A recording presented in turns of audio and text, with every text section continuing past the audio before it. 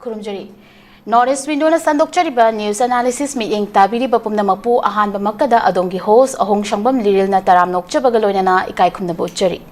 Ngasi Imphal da phongkiba maruiba pauche singda kari karamba maruiba headline sing yauribage haibadu khana nainana bagidamakta aikogi studios da lengsinduna leibire mingoina panjabda oza Dr. HAOBIJAM GITAJEN political activist. Ozabu ahan makada aikogi Northeast window gi studio gi maikei dagi ozabu taram nokchari. Takachari oza ahan bakogi analysis si makha chathar poina kogi pokna firm gi pauche dagi headline sa bakak lokachage National Highway sing da lairiba athing bagi mayokta High Court PIL tharakli State asigi lifeline oriba National Highway sing da maru oina maitai sing chachokasin tawba yadana lairiba asigi mayokta Manipur High Court tharakiba PIL court na admit tawkri oza sai mtang cha lakchani bese khoigi chahi ani makhai hena henjala ba khoigi irang asida khoigi National Highway sing asi free movement leitana khoigi khoi maitai furup habese khoigi kayang kuina National Highway asida chatpa yada dana adumak leikhi gedage haibasi oza sai mtang tang cha kai fom thambini oza ahan mutada notice window yang video mani puja ko kai phunu chari nang asi hot video ba lire na me don stop ko kai phunu chari ta chari Lirin hojik se koi ki National Highway sing gi lady ba thing wasing mayok ta ko PL tharak le nang si yam chong headline tor phone PL tharisna kana no hairaga di thokchom suta ko sinje mai mathak thokchom le kai da nin tharai ni ko suta si koi ki imagi mairagi convener or president or dong mal le president ni duna yam kan na dugum ba khongthang hedare ko yam kan na koi ki free movement si yarana bai na koi awang khangdana hona jaba dugumba imagi mairagi tim amani ko imagi suta si ko imagi mairagi tim si am kana honai still hoji bawda magi khongjang hetare ko moina mong ko yam democratically le mong ko semai ramda imai ben mayam phamdana ko tanai koi government na once am koi free movement ya halani ha gyam kuptagi ko changna bai am kana try to na la ko imasing ge dugumba leader mani imasing na lo thotang koi kaude amang da koi meeting kya phamdana kharam da koi moirang cha churang busang yana honna ba semai da koi highway chape yana honna ba da so thotang lo badugumba imagi mairagi timni yes adu hojik ti koi legally court hojik si koi tangai fadana PL tharak le ko PL madu court na madu acceptance pi re ko emit tok re court na madu gi directive ma koi pi re ko sti yauri si ngasai gi petitioner oiraga ministry ko petitioner koi thokchom suta na petitioner oiraga Ministry of Home Affairs ki Home Secretary kuthang da Union of India yaure 57 Mountain Division gi nami khongi koi GOC yaure IGR South yaure manipur yaure Chief Secretary dagi secretary gi kuthang da Manipur government DGP Manipur police kama police na respondent oiduna tharakhiba PIL amang asi Manipur High Court na court ta khana khi na yaure ko aikoina yengba yari si sai area si da koina lerin khoni yengba yari si megi tarik ahum 2023 harokhiba lan si gi oiba nga sagi akoi mari makhong hai tare ko mari makhong amadi koi tangai fadana nga sigi leiriba laingak na su mangai center gi lusing basina su mangai family amagi manung da crime ama thoe crime da maram moira kan da family du leiriba mama papa oigera to machi mana oigera leiri myam ji achokba sagi nuai to thodom thoe eta ka de gumba crime thoe poto asi Union Home Minister gi site gi megi tarik ahum 2023 gi ko gi harokhiba irang si hajikti ethnic community ethnic crash hoina ko ethnic crash no pusan bigre yam phai ke shukai de ethnic crash no pusan biba ke shukai de tabu as par logi matungin na koina len hajaningi di hek pokminna ba mama pa amagi macha hai tare ko family amagi mama pa amagi macha hek pokminna ba blood amagi machin manau ba da family amada sometimes lamgi tugi ada kai goma sam posak khara gi dum yena khona ba dum lei ko ado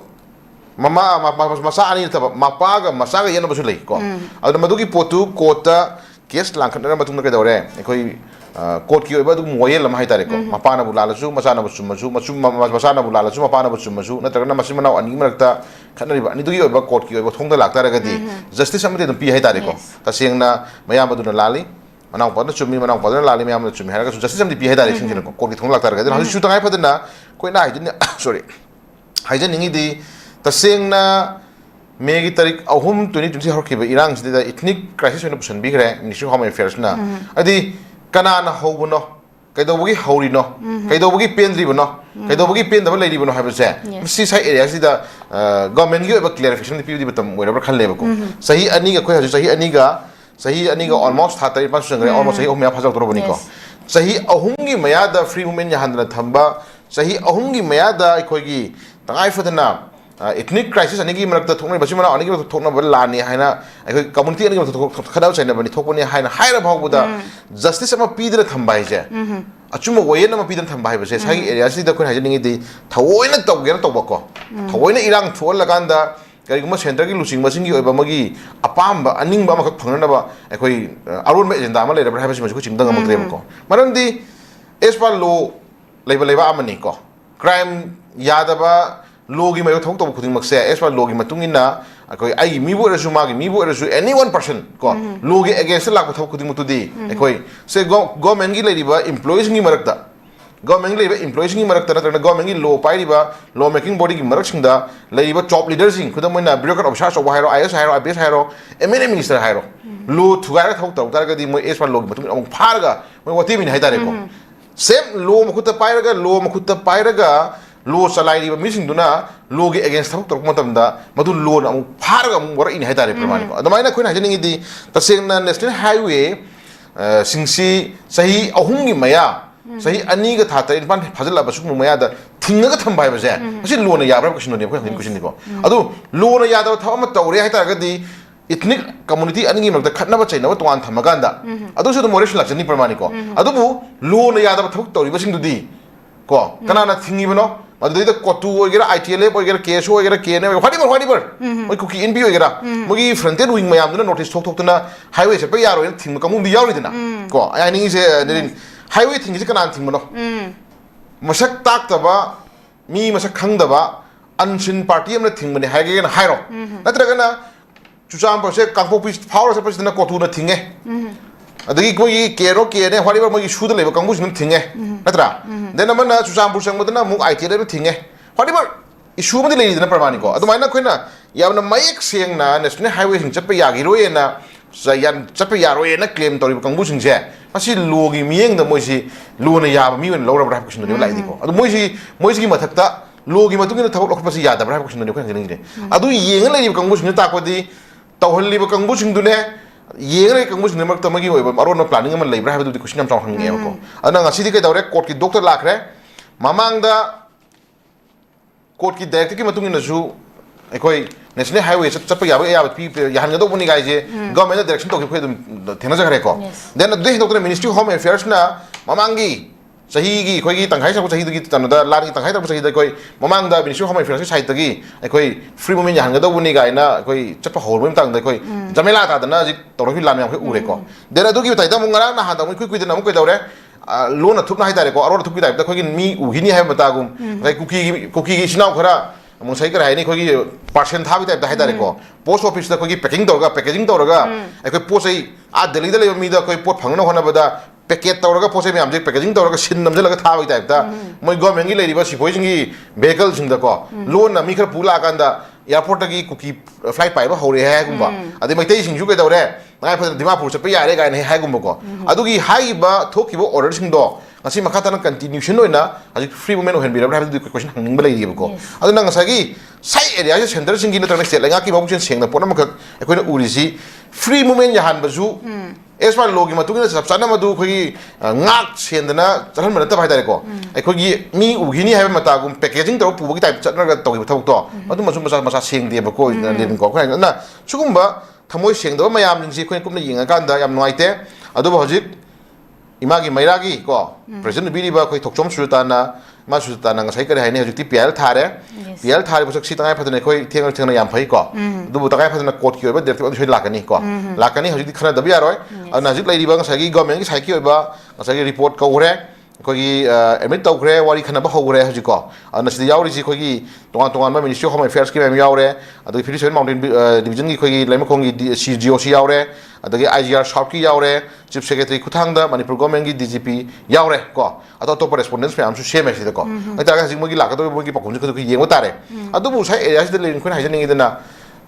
proceeding hai badu di adum matam changi ko matam changi magi formal magi proceeding log no hona matam da matam logani government sai ta gi kari har kani hoji ko samatam kar pibiu ko father report thano hona bada nada tha ma tha ani adugi adum matam logna no hona ringai da nadar adum matam khar sang ne hai tare ko adu khoi na hajan ngi di PI lakpasigi oiba magi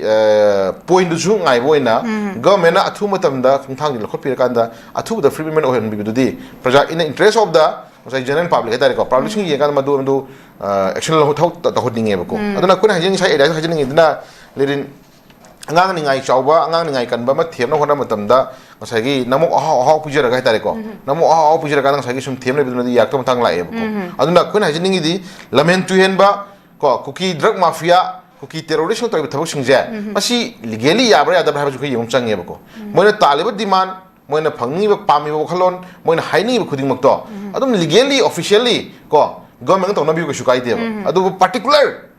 community amada yamna harassment to mo haidar ko life yam sentiment su ya mo asidida haji ko meitai sing na ngasi bawda government man to birakani to birani am thajaba logi tu ngasi ko yenga le ri juna ko yam hela bane mle ko to bat sa yam hela bani sahi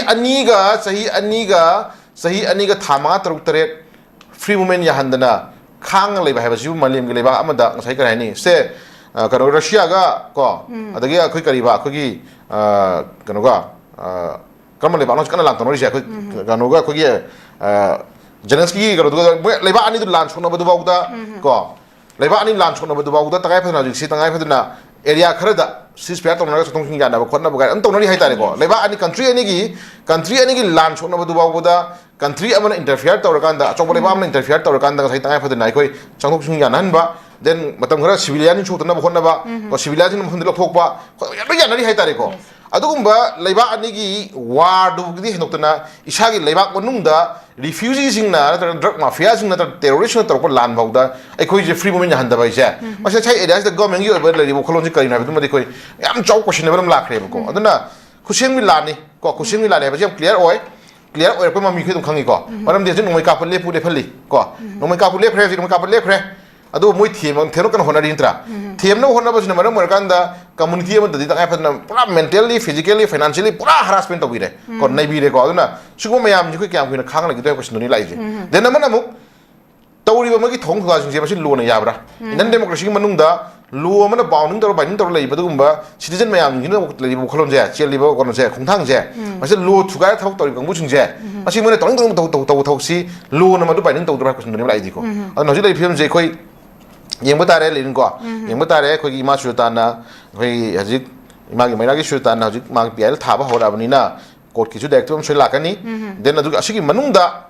government gi to khum to ba thau ko yamna bias laitana ko chapchan ma si lo gi to khum to i thau mani khala kanda athu matam da free movement de khoi hanjaningi aduna yam ngangning de free movement gi matang si de yam ngang me am lai khre lin ko ai khoi khut thin din yam ngangning ko lai ba kasi khoi political leaders sing jinang asi ai khoi PR lai khram ni ga na har kanda PR gi interest ta PR gi khulung chawal lor kanda as a single word ko why the phumuk ta ba do then on the tension kanda government saving gi intention na da government saving na gi honna gi lang le bi mo khol lai ba moi PR lai su MLA dilai dina MLA ado hajik still moi gi side gi su free movement gi matang gi condemnation mamang mayam ta khore ta budi ko continue process ma di free movement yahan biu yahan ga to ni ga ji moi MLA sing ji pullaga ai adum law ko khomum changi dina parmani ko MLA sing ji oi ba speech ta mouth speech ta moi na pam do mayam su tawra lai ri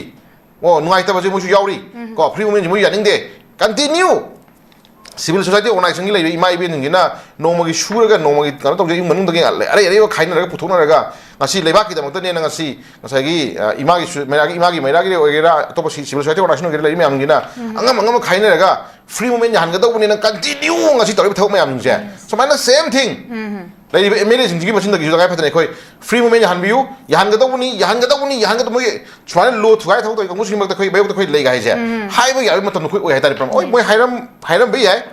khoi once amuk sai once in blue mun hai ta re ko mo gi letter ta mo gi ashok ko letter to da condemnation ga letter ma tho ma ga to me lection gre ba ko ara ngasi lai ri MLA sing na khoi ni am ngai si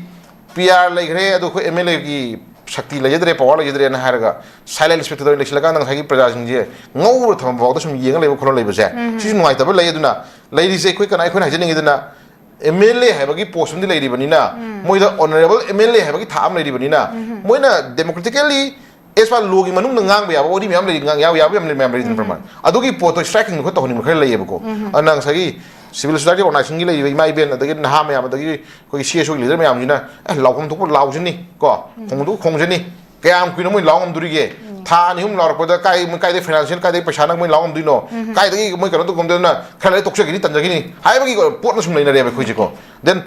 paisa laite ko then family pu daba ya de du me am khala kan da lady be stakeholder me am jing madi kam kuin how many days nim kam kuin koina miyam ka tho lawam legum ni ko adu mayam do lahon bi gi haira ka sumanung da internally mateng pangum changi adu na chugum coordination yam da udaba gi mami khoi lei ko adu na lady be ml sing gi khol ni ju ta chena ko yam kana loyal di hajar roi ko loyal mukti hajar roi koi nuai ta ml me am yauri ko mama le ta chena nushiri bra matau mana honari bra tat par ki tawri bra question me am lei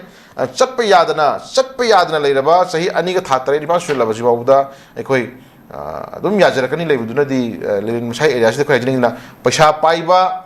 ko paisa thokpa government service ta leibadu gumba tawbangam kangu singdudi mogi hingnana bagi labi any kind of business nor any kind of ana yakin nor any kind of macha masul mai basing tambagi nor any kind of magi official purpose ginong sapdadi moi flight at any moment ko any glance na moi di paisa photo sapang ngami ko tawdo middle class leori khar lairaba khara snow magi hati hati sur sari kangu singdudi ngasi guwahati ta chaning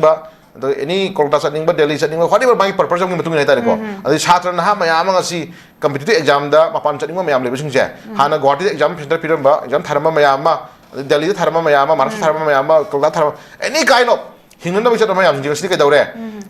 financial position mong ta drab ni na ekoi magi naha sing yo magi lifestyle je maning halle ko masi Guwahati chepa ga maktre ko ana layeng ma yeng hona matam da manipur phate have na te ko adu Guwahati uchala yeng jara penja ga dawa Guwahati uchala yeng ore har kan hoi afaba lebo khol lebo chindo adu gi free life singa si phangdra bane ko adu ngamna hona ba yume ke yole ko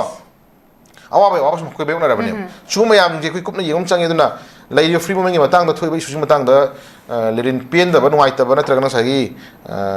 ngangning badi am lai re ko adu yam kan ngang nuai tre ko hai jin ngi se hajik quarter lae quarter su yeng court ki ka ju ko yeng ba tare hajik tabu tabu sigi manung da lay ba du ma nga mathau pai bi ba du ba leader sing jina ko manipur gi du ma ko gi idea of manipur na ta na ko gi iman lebak manipur se sai li sang thama mai pai pun thama sai li sing mari mangai puari le ha manipur se adu saktam ji ngakpi ge khal da khan da ga di ko too late yam matam thengda badi pharoi tam thengda badi pharoi athu matam namagi decision logi rakanda ipai pun thamira manipur je hanagi manipur oiram hona matam da chapchan thodang lobum changi thodang logi rakanda du ma thodang logi tungi miro namada hatare ko tungi miro namada ekoi thodang thona da musina biram changi ko adum tadana yana ba ko mamangi kuki naga adai kuki ga naga kuki paiti to ngi landa sai tare changi sai nipan changi ga haira kanda madui matam do dum lowni haitara ga di matam du ki kuki ga naga kuki ga paiti to ngi posik tu ga handa kuki na particular maiti do tai thok siga ni khenai ya ko manam di handa ti ta ga padana kuki na to rei thok se ta chena manipuri thugai ga har ko ne ko manipur thugai ga ba wai se ko yaning gadra ba adu chu mathaktam ko dawre kuki hai ba kangu se ekoi kana ko makhana sam hai ba lei ko ekoi leminner ko to yai ka shukai de ba tawu they are all refugees they are all illegal immigrant hai ba su confirm ne ba tawu sai area si da manipur leminner ba to maram sa part leminner si ko koi ka shumoi chalo koi ka tar manate as par government gi magi record ki matung na 1950 gi batch year dai koi sector matung da legi do ka kangu su leminner si adu mo maring ta da ba koi mamangi le ga lenga na su habi gi koi le dana ko 2000 ke adana koi manipur da yum lising ma sawa mi nate ko yum lising ma sawa hajila ki report le na haile adu yum lising ma sawa da na ngasi 2025 da mi kya hengalam ngani adu mayam jing do phajna screening tor matung da 1950 gi batch year da gi khoina corrupt tor matung da adugi mamang da le ram kangu sing do na koi le mi tare ko lebi ya bisnuna then adugi matung da lakpa manipur chugaya pa kangu sing do di maram da halang mi bini khangde logi matung da pha bani khangde putne tor kan da poto ka no lom chang hetare ko adugo mayam jing do ina sum gerong matam da adugo mayam jing do as far logi matung 1950 gi matung da lakpa kangu sing je tan thok ta ra ga di mo hanmam le re na irang kha tawsla ji nomai kapsla ji mi hasla ji mi hatu ji khara yekai tinga tor si metai sinda adedi khara le ra dum khara sangma handra ga khala compromise adedi hasu tor gi na pramani ko hasu mayam kangu sing je sum sangdana ra mina ama jamu nomai kamna le pe loire irang laitre ko laitre hole ko ne namanum ko tore 1960 gi ga 1950 gi ga bercha ga thong hong ko hasu adum kuki le hon to le hello ko khana nu chena nu hara khoi roshme phun to dore ko adi tar ga da gi area du da justice to phangi bra question ni lai di ko adu kana na phuko da question ni lai ne ba adu lari film se khoi na hajen ngi di lal loi ge loi to ko manipur da influx to hin ngri ba du ko illegal immigrant mem ju di as far logi matung ina ko ai khoi khando kan da maram da khoi deport to ki no khoi khonam change ba ko an chap chana manipur da drug mafia ko ki terrorism de film se ai khoi khangdok ri ba udi ko manipur gi leimai dagi drug mafia muthri bawa manipur gi leimai dagi kuki terrorist muthri bawa di koi tumina tu have hundo adune lakti point ko aduna lei film sim tang dei koi na haji free moment han da basi lein yam nuai te ko masi puari da sakhi horani ko aduna tagai fa chahi ani ga thama tok tare ko chahi om phaba gi mom stage baw dai koi laba aduma free moment han da bai se manipur gi puari da Pitribi ki puari da Pitribi ki puari da dum manipur ha lebak to adu dai masagi maramdam masagi mama lebak masagi jati masagi furup ko masagi maramdam nu da free moment chai ani makhai ahum yan de ha se masi Pitribi leimai da abu kali te le ho por mane ba adu madugi kali do matam da puri ba lengak matam da paibi leader sing matam da puri ba scholar sing da leader sing do madu general heading actually te ba ko aduna chugo mayam khanbi ra kan da athu matam da ko athu matam da ethnic crisis ne hairabani na ethnic crisis to gi manung duda tangai fadana wari chana biga tawba ngana biga tawba do center gi level leaders gi tawna biu ko tawdu prajamo ina mi bi lifeline da tangai fadana koi asian community act singi badugumba life way haidare ko lambi madi koi thara thambaje asi tahon daning de tahon bigra hon thamjara kanda athum da ministry of home affairs ki directive manipur lenga ki badugum kholon chingin bira kanda athum da free movement je yana hona biu sum sangdar ko taraga di ko thon so mayam thropi ha hum do ai thamjage Azali mathang asna koi gi IDP singna Manipur Sangai Festival pangthok haningdri ozama ngarang ase koi gi press club ta koi gi Maitai United Chochampur Maitai United Committee on Protection of Maitai Victim Mori amadi Apex Committee of Victim Village na ware laura batungda koi gi Sangai Festival ase pangthok piganu haibagi report amsu leire masida mamang lengak na December tha manungda periphery area da leiba IDP sing masa gi yumda tangkak hom thokna hanjilangani amadi national highway sing free movement lehlagani hain laukthokrabasu ngasi fawa thabak onthokna onthokpa ngamdana leiri maramaduna lengak na hojik Sangai Festival tawgani hain thorang libasi tawbiganu haibagi wafam ne oza sai matang so zai kari wafam thangini lin Pitribi gi manungda Pitribi gi khwaiding ngakpa ko khwaiding ngakpa wari natra khwaiding ngakpa wareng natra khwaiding ngakpa aikogi tangkak maya ama nei na matam da India su ama nei na khoi haiben laloi ko adugi India gi manung da mo khwaiding ngakpa state sing manung da mo khwaiding ngakpa state khalra ga Manipur ta ba so zum kai ro da khalle Manipur thoi ba khoi thodok sing gi manung da aikogi khwaiding ngakpa thodok thok maya ama ko dum yawi ko se ka shungani ga leite ko IDP sing na IDP sing gi issues ji ningon chago ba ngan han da ningon chago ba gi IDP sing mami te pi ta ba loidri ko chum nei na je ba ko IDP sing gi bagi sentiment IDP sing gi apam ba khalon IDP sing gi leiri ba thamogi awa ba ji ekoi tare tara thro sum nei na matung da mamang da ministry of home affairs ko ru matam da governor Manipur lenga ki ba magi report ki matung ina ekoi in mamang gi hanak lebiram ba ko gi chief secretary ha tare ko chief secretary mamang da lebiram ba chief secretary ama ko gi no sakhi ba do ko gi se Prashant Kumar Singh ko gi previous haidare ko hanaki chief minister ko chief secretary Dr. Punit Kumar ji laktingai mamang gi libiram ba Prashant Kumar Singh na ko gi karani assurance pyramid na ko gi leiriba IDP sing si honor before hanaki laiba 25 ki December manung da tam ahum lak thokna ko phase ahum lak thokna ko je ko phase first phase second phase third phase khaido kan da ko December honor before December manung da ko yari makai manung da hadreno ko honaga ni haiba ji hai khri hai legre ko adugi asa adugi expectation da IDP ni phana waraga ju o ekoi December thabong da ko yum kai yau phangani yum ujo phangani lekai chang phangjarani ekoi hingna ba tongan ba ko life ke ba dumba khongtha ma la ko phangani ko harau je lei ko adugi matung sida mu IDP singi leiriba ko Chuchampur gi more gi kangpok gi leiriba IDP singi leader sing khara na ikui kuidana mu governor unaru bagi wari ko mamang ko ujagare ko ada governor pira khibari report si ha niarejen diares Hongjin me yaw khari hongjin gani tawda particular Chuchampur more gi di ko 26 ki March matung da ko 26 ki March ki matung lakal 26 ki March matung khana ji March mu tabiya en hai adu su March ki matung April na tabiya patana May tabiya haben tab ko March ki matung khana ji hai khibagi report ma ko khabar phong u re ko ai tara ga di sai area ji da Chuchampur amadi more particular ko kangpo pidal ri ba du mai IDP jing je moi ji karam tam no han ga ha ba ji khoi mangla na u phangi dre ko adugi charang na ba lang ba mayam dugi manung dam koi daure ekoi matung ina ko koi harau ko mai ha tare ko ekoi Manipur si tangai pa ne koi tangai pa ni ma le Manipur si khara adum festival khari yam gal le ko aduna ekoi mayam dugi marakta mu khwai tagi tang thok pa dugum ba koi ningon chogo gi program ngan han da koi loi kari ko ni ko aduna ngarang hangi ningon chogo loi ba tam si da kana gumba family sing khara na koi IDP da lari bani ngon singbu koi chak adum ko bagi mami khoi dun ui ko chak chamin na ba ko min na yam phai ko yam phai apa du khoi phai tai pramani ko tabu tabu chak ko min na ga chak charama chamin na kan da sagi laiminari ba magi lai o khna lai ba awa ba dum di ko phang ngam ga ba dum di question ne ban dum hai tare ko adu gi manung du da mu IDP da lai ba ima iben jing khara gi oi ba kholau da ekoi ningon chakobi ga nu ko ningon chakobi khudon do ekoi yum da halan mi hai ba gi pil khiba report den amana gate mapan da lepa kan da atai ti ningon jing normally irang nang da ba mayum me ke le jaba ningon jing na yamna lai ru bai na ta ba ko khatan normally khoi chat da bi da shet ba sajari ba adai kompa ma UB hei la phoi pujar kan da ma mo pa gi mai cha ba u matam da gate lepa kan da khoi IDP singi lai ba ningon jing na gate lepa kan da yeng jaba da khoi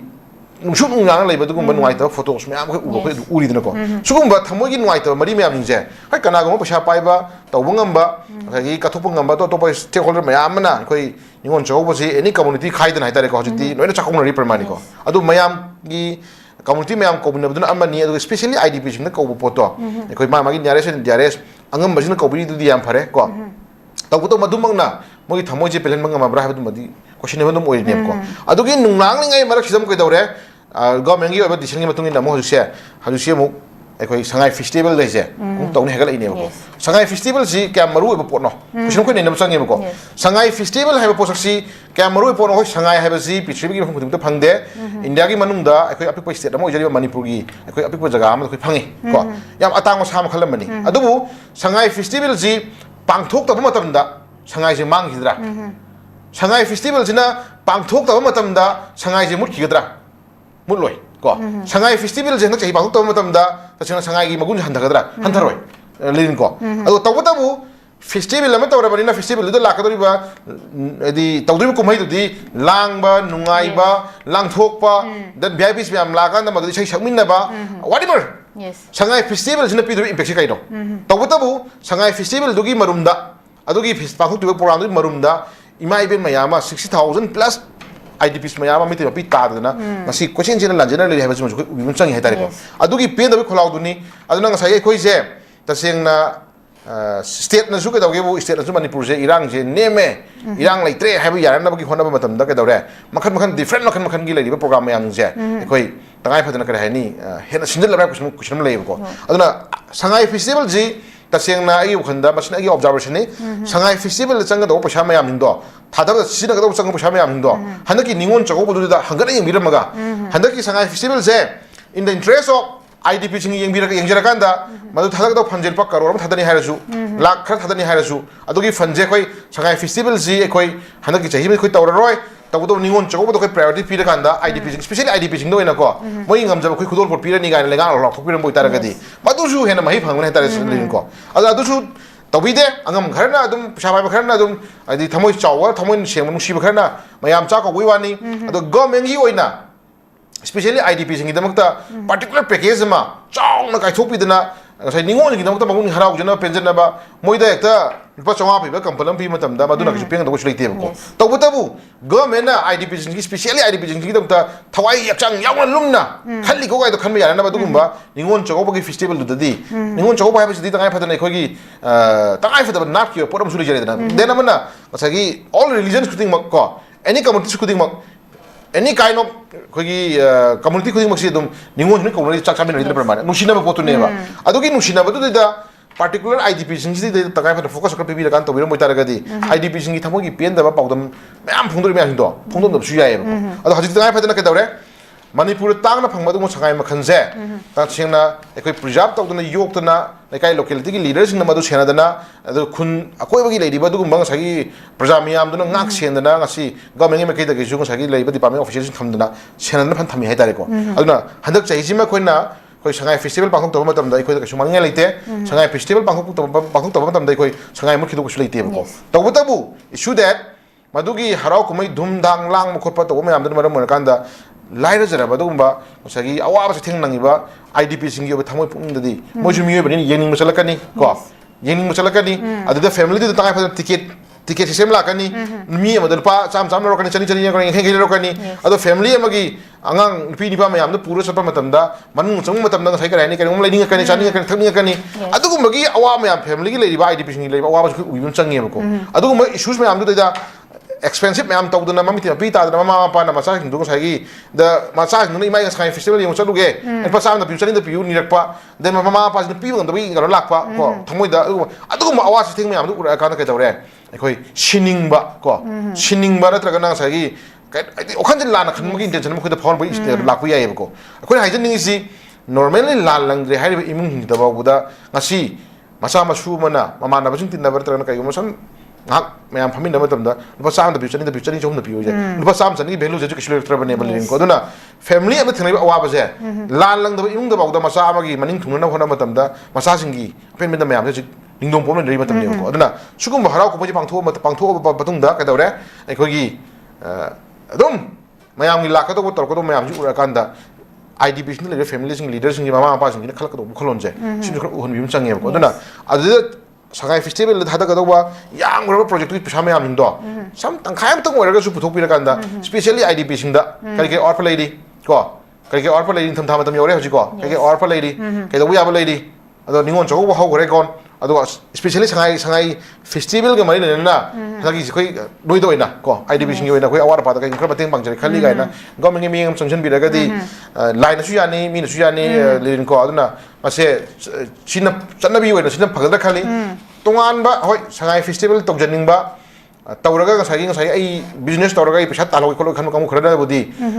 sagi yaning da su ko aduna tunga paduna part amani adu hauji ti tangai fa khon khan ga dorisi ai ngaki nuai na khona matam da nakan da imai sa sinau maya mama ti pi taraga mayu me kai hanmangam da ngasi no mo charak dung hana le hebe sumje ai khoi khomum change ba le ko aduna ai khoi na khara pe thok pi ram tung da le video broker obsession na juma do ku ne yom changi le ba governor so pung ching changi den na mana sangai festival ki wana na ai yam chawba festival ko to godo thok sing je ta sena especially lady ba issue solution ngai mamang dodi ko lam jit sena ekoi loirabra habadu madi loidri habadu mai ko thamjage and ekoi habana ti base ko aduna sagi lam ji ba chapsa ba orosin na natraga na chapsa khongtha ma la matung da ekoi thab khuding mak se pakat piraga di henna fagani khale hom da sai thamjage le oza mathang asna koi gi security ngak laga bishupur ama sum chorchampu da low yai ba hauna khre lan di loidri faucheng puthokpa yaroi KLO KLA Oza masi khoigi Bishopur district ki deputy commissioner Puja Elangbam na mapum oiba thodang lauduna akanba security ngak senjuna lawyeba hauna khraba asida marak asida khoigi KLO amadi KLA nadi lan loidri cycle gi cheng fo amata puthokpa yaroi haina miyam da ki halakli oza oza sa matang sa lakchani base khoigi PR lenga leina khoigi lenga asida asumna dumak yengna leiraga dra haipasini oza oza bo mota kari thamini oza Lene ina hojai jagi budune bako ina hojai jagi buduni tasina lan loirabra habadu modi acho question namani ko aduna lan loidri habaji kun habana te asiti me sina haire ko koi kelo kuki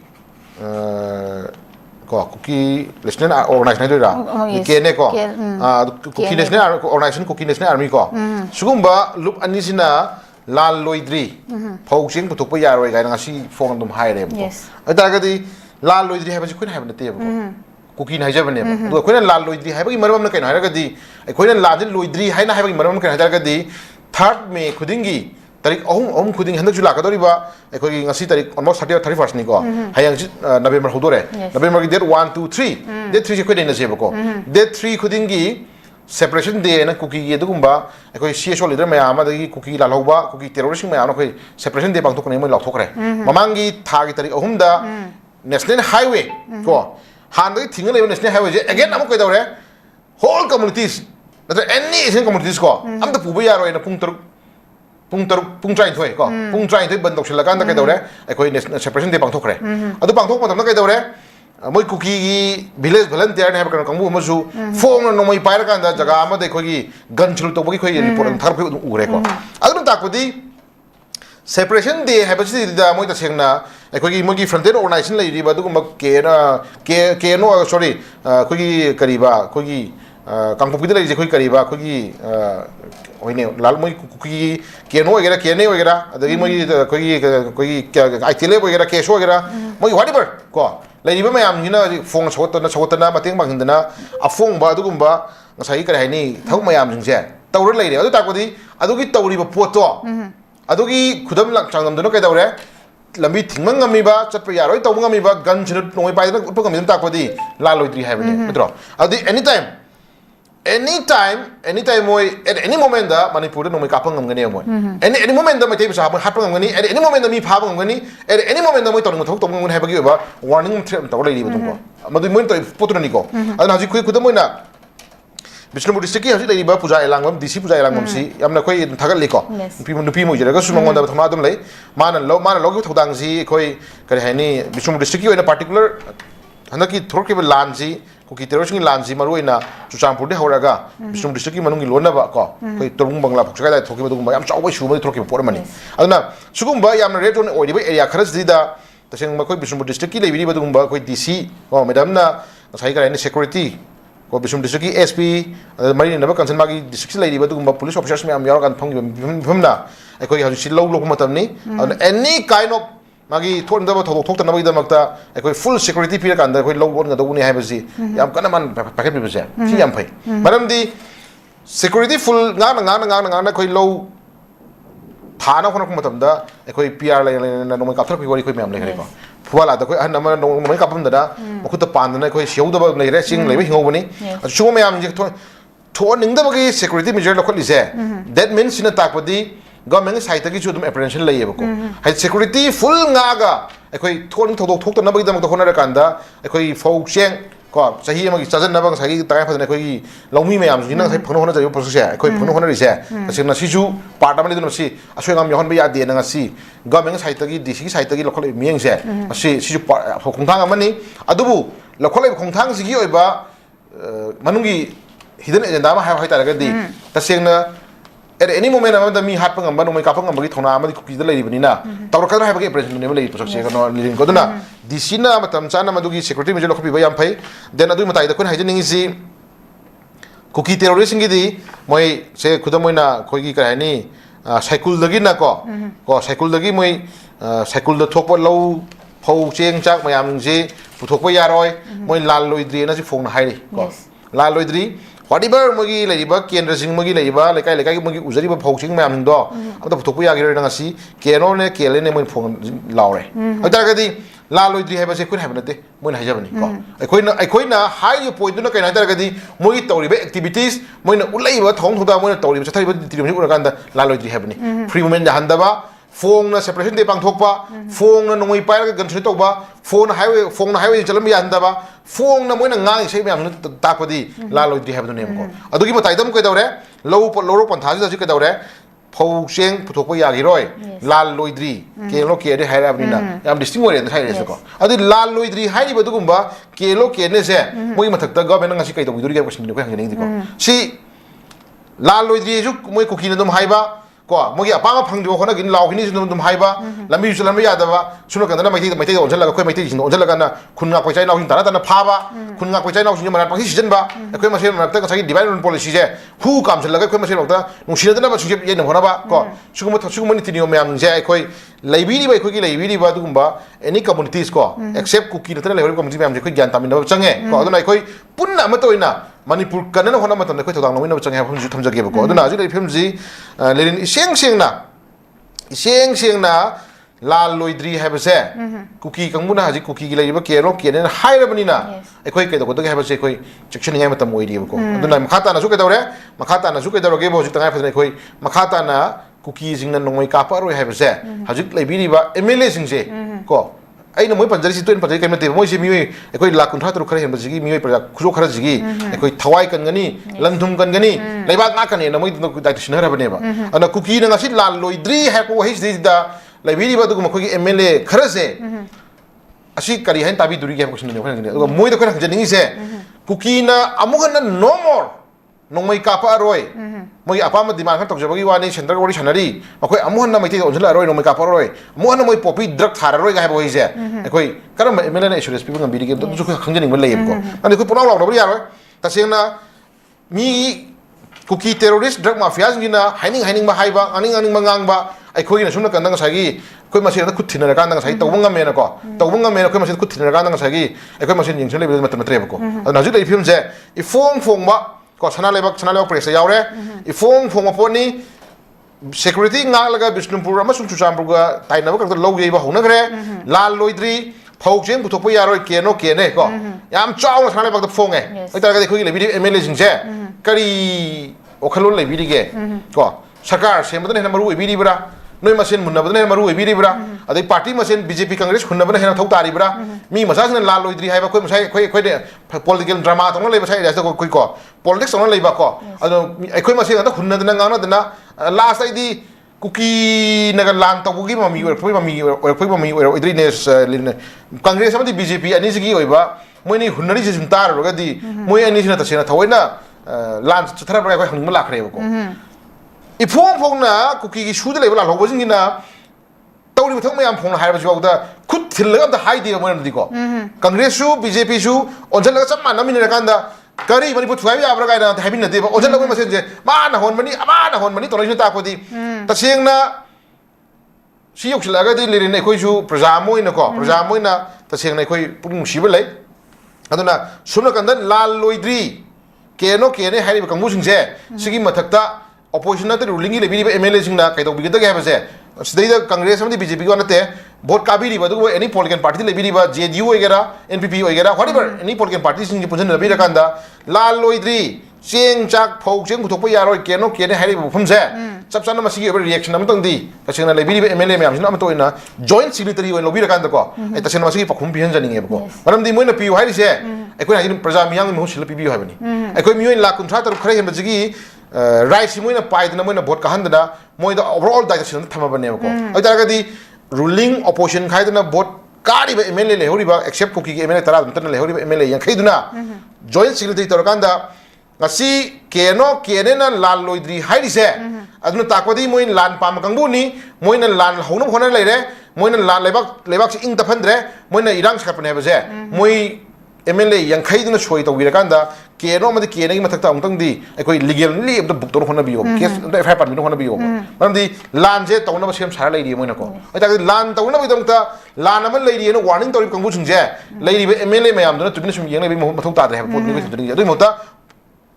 politics to wa ba masin hunna ba ngana to piro ana biranu hunna biyo ke sukai development matang to no to mori mani leba ki core issue je mang thamakanda ngasi lal loidri na phone hack ngami badu keno kene gi mathakta leibiri ba MLA yang khaina joint secretary to wirakanda chap chana magi thakta ligin action khot na phone biyo phomja esmai thamjage kan za matang aroi basida koi gi lining gi mingda ai khoi gi khunai asi soire kadaba male manipur gi backbone ni hariba maitai thuwaina ba hot narak lebi mo अखोगी identity थीबदा पुनशिनबा हाइबसे युमफम ओइगदबनी हाइ रदुना मचेत ताबा युमफम identity ngakadaba natte haina inner Manipur parliamentary constituency की कांग्रेस MP डॉक्टर अंगोमचा बिमोलना फोंदोखरे ओजा वफम असि खोगी ngang इम्फाल वेस्ट की तगिल खोंबांग की मैटे लेकोल मकोई नुंगोन चिंग मनिंगदा मैटे लेकोल अमसुंग ओजा अंगो मेमोरियल ओपन लाइब्रेरी संगाबगा लोइनना लकोल अमसुंग लाइब्रेरी असि की तरासुबो मपोक कुमोन की थौरमदा पांगथुपा अथोइबा मिजुंगलिन ओइरदुना MP ना वाफम असे फोंदोखिबनि ओजा साम तांग से करमा येंगरे अखोई से इशू जे लिरिन करी हाइदो खंद्रे द साइ एरियास त खोइन इशू म लोइद्रिङाइ द इशू म इशू म को अन साइ अखोई से अदोनिङ साइ खोइन ड्रामा राइटर स्क्रिप्ट राइटर को डायरेक्टर याम फन हाइबा कांगबु टिम म फन फम का नाइ को मोइ टिम म का मनुङ जिदा डायरेक्टर ने अदगी स्क्रिप्ट राइटर इबनि पादो ने अदगी खोइ तंगाइ फन प्रोड्यूसर हाइ तारे को पैसा फाइनेंसर तो बनि पा मने अदगी तंगाइ फन खोइ कराइनी सम को टिम खरा पुल्ल कांदा फजना मणिपुर जी कमाइन तौसिगे अमुक कमाइ कमदम चफनजिगे कमदम उफनजिगे कमदम लोहनजिगे करी हाइजिगे कदुगुम्बा गई सेंटर ना पैसा फजन थादरगा थंब टिम खरा अदुम लेरबरा हाइबसु खो चिंदंग मक्त्रेब को मरमदि इशू जी खोइ जी ngsaigi magi tawdo erna khara ledina ko धर्म की मरम हाइरो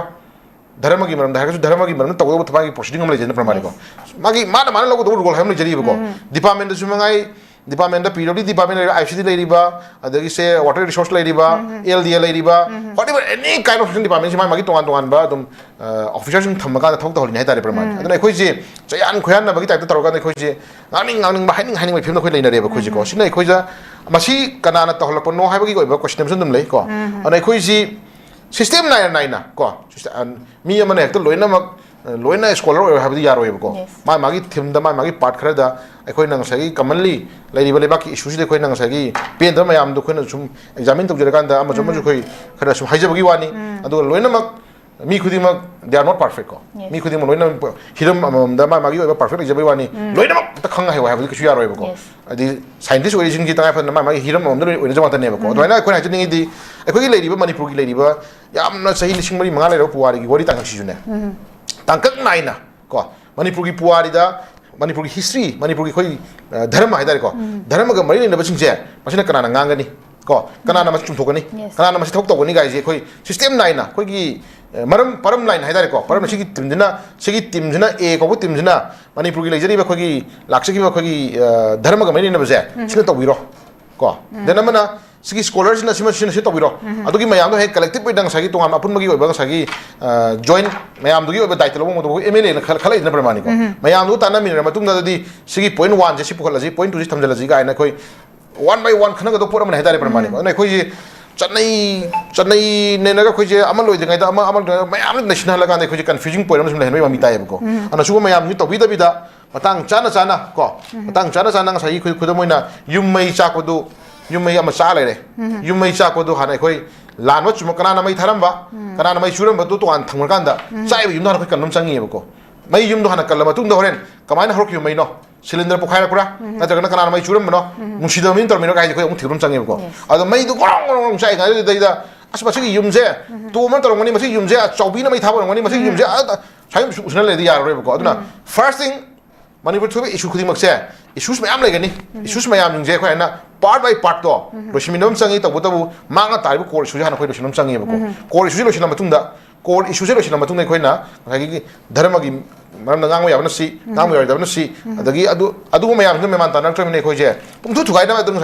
sai core timam lei ri ko core timam lei ri aduna sai pungthu thugai na khona timam lei rabani na asi mayam je khoi minna kupna singna khoi yeng da yaroi aduna kupna yeng matungda khoi lebak kan hono khoi hono dru tar ga lirin khoi awa am da pur ne phumje sai thamjagi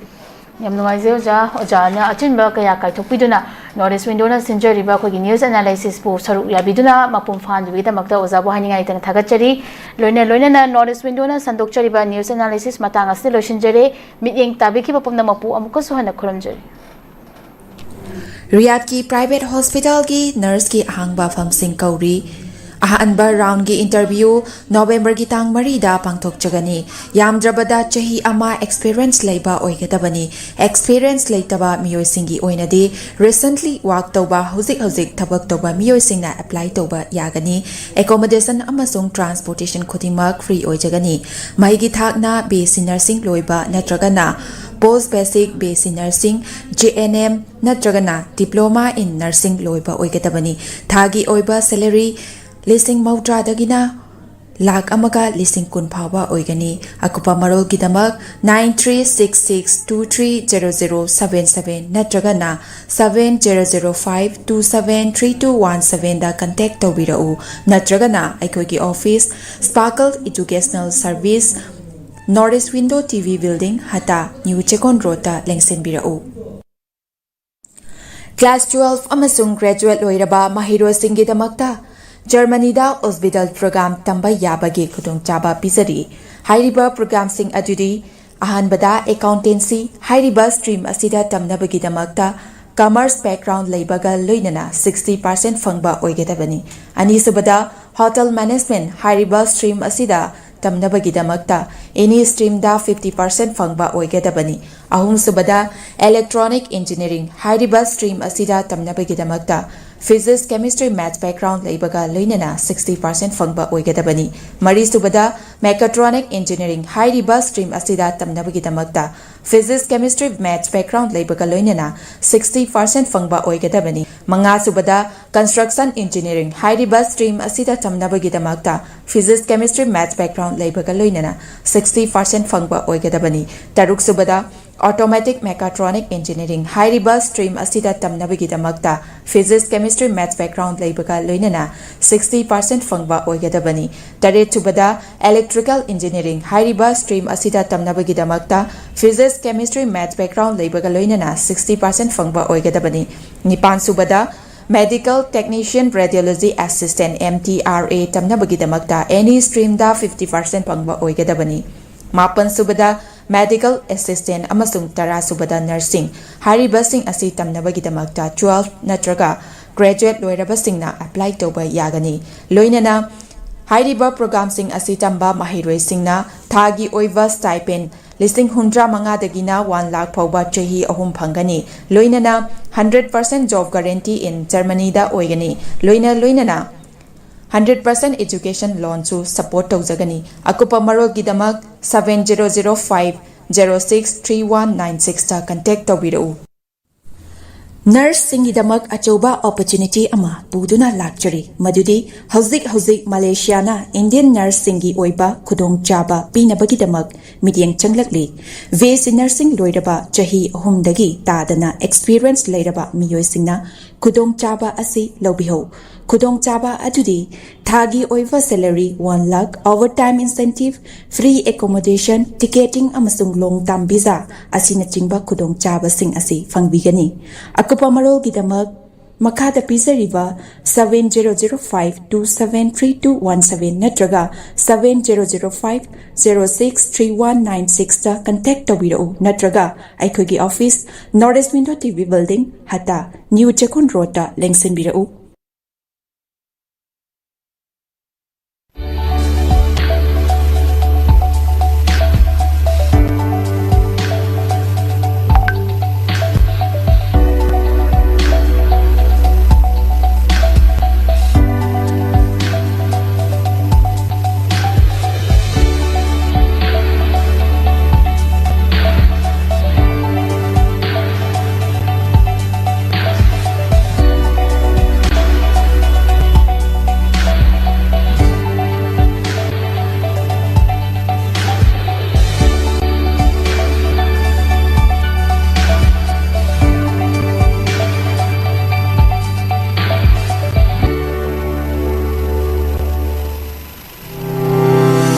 Step into a world of endless possibilities with 18 dynamic faculties and 180 plus courses. Unlock your potential with industrial-ready training and placements. SGT University, empowering tomorrow's leaders.